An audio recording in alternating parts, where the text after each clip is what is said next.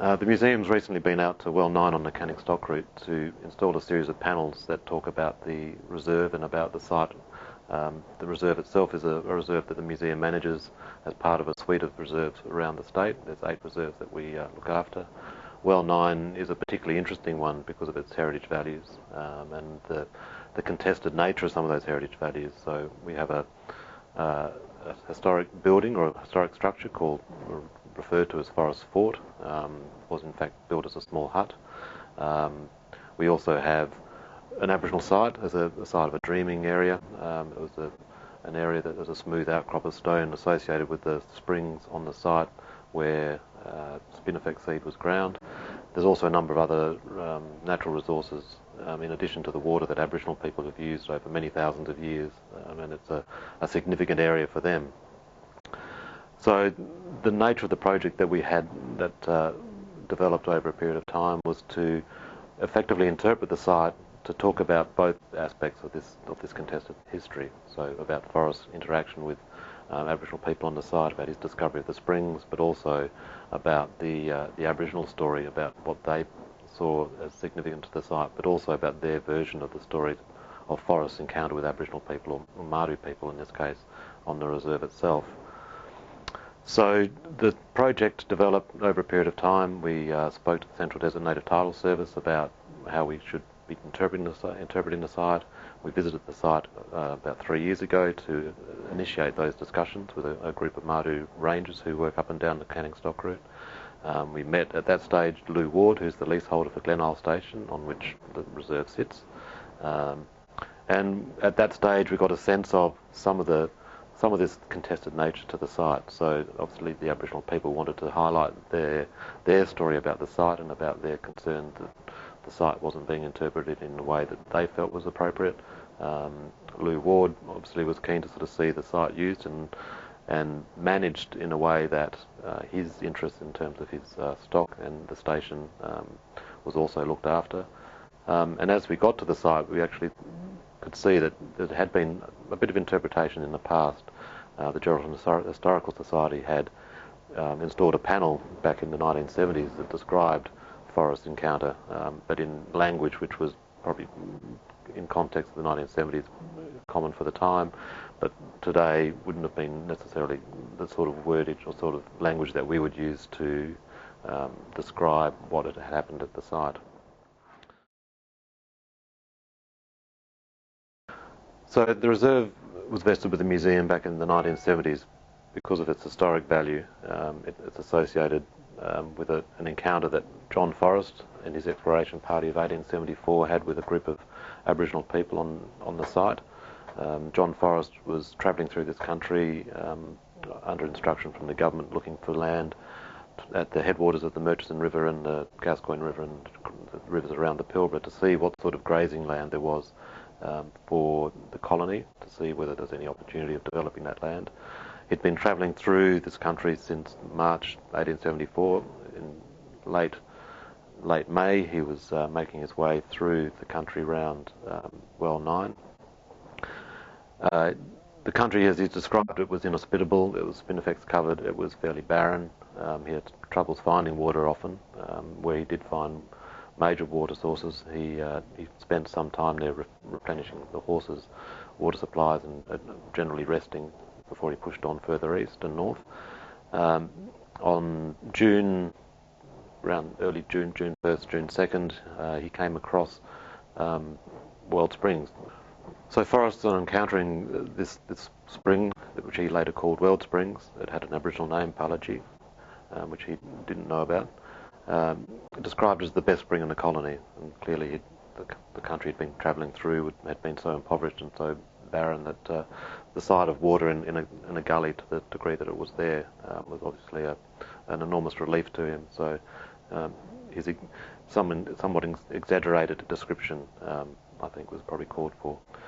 The party spent a week at Weld Springs just replenishing their energy, the horses' energy, before they pushed on east.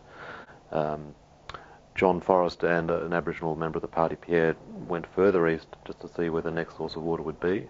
They spent a couple of days away but found nothing in the direction that they went. Came back into camp and caught up with the party who had followed on. hearing the news that there wasn't much water further on, they turned around and went back to Weld Springs. A day later, a large group of Aboriginal men, as John Forrest describes, plumed and painted, appeared over the rise that overlooked the springs and descended towards the party as they were camped at the springs. Fearing for their lives, the party took out their guns and their rifles and waited to the party. Now, Martu men were within a certain distance of the party before they opened a fire, shooting a volley of shots across their heads to try and scare them. It had the effect of doing that, and the men retreated a slight distance back towards the hill, and there was a loud discussion that took place amongst them before they turned around and again made their way back towards Forrest's party.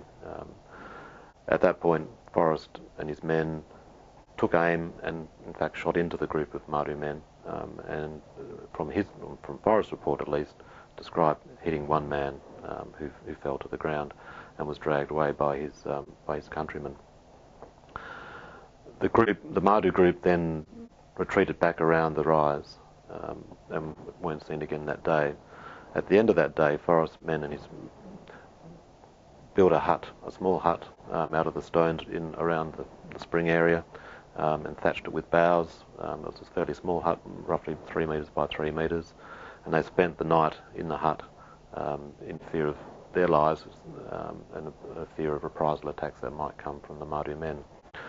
No other attacks were mounted. In fact, Forrest's men didn't see the group again, and a day later, Forrest and his men broke camp and moved further east.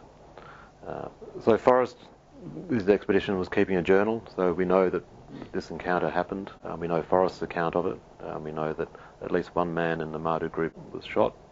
Forrest, the following day, once the Martu men had disappeared, went out to sort of see the area where the group had been assembled and noticed there was more blood and a blood trail that went back around the hill.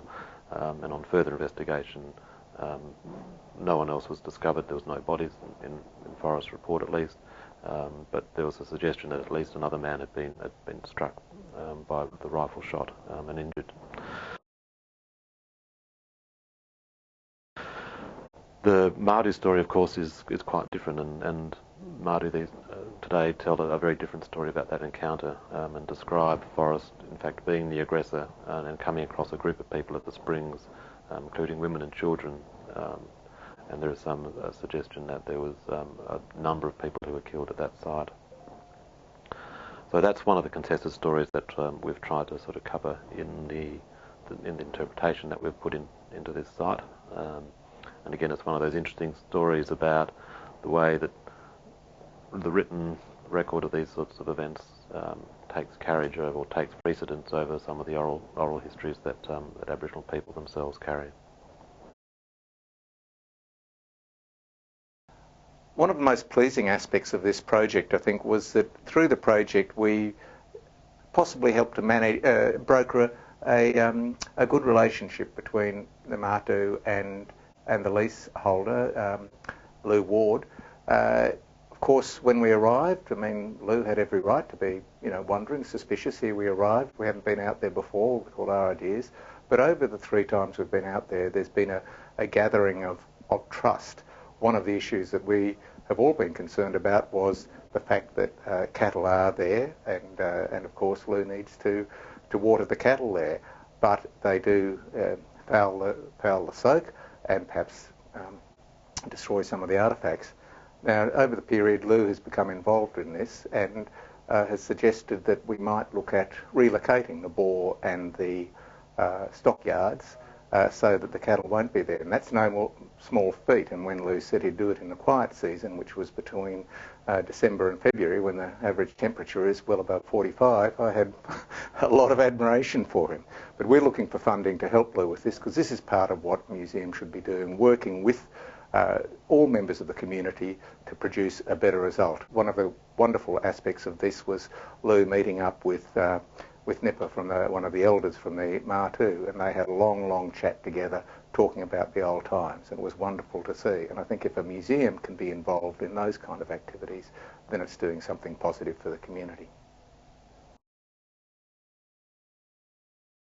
Late last year, we were asked to travelled to the Canning Stock route on an exciting new interpretation project, which was involved in interpreting a site there which was historically contested between the Martu people and early Australian explorers. So I travelled along.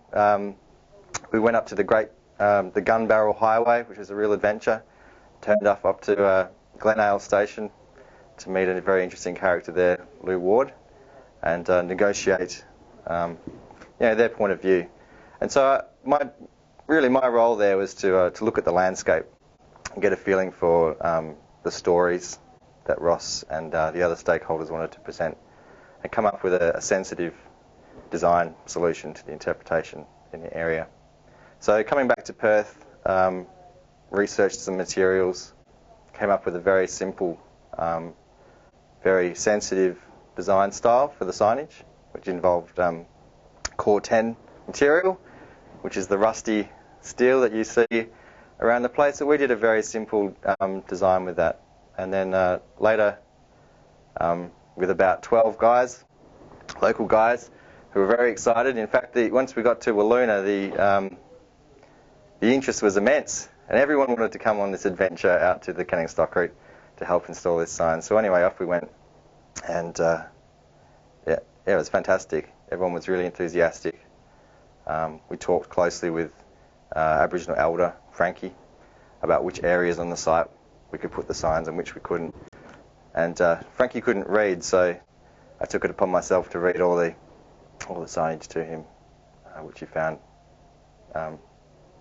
very good. And he agreed with everything that we were trying to say, and that was a very important thing.